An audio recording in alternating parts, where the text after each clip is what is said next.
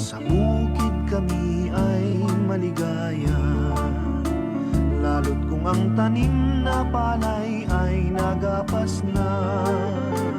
Kami nagsisiawit sa saliw ng gitara, at sabay sa indakan ng binata't dalaga.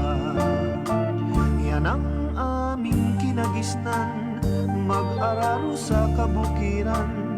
Di namin pinapansin ang maghapon mang kahirapan, kaya't ngayon'y kasayahan ang palagi naming aliwan, upang mapawing lahat ang hirap na nagdaan. Sa bukid kami ay maligaya, lalo't kung ang tanim na palay ay nagapas na. Kami nagsisi